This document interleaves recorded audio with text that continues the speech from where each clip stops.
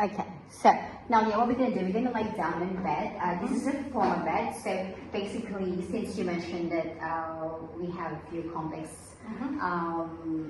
in pain, so your shoulder, your legs, and your neck, as you mentioned, I would love to give you just a fitness assessment. We're going to do squats, compound movement, squats.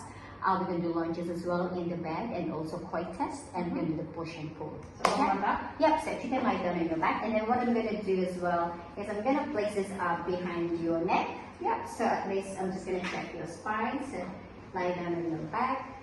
I'll give me a second. Yep. You need a higher one. There you go. Can I just place this? That's it. Good.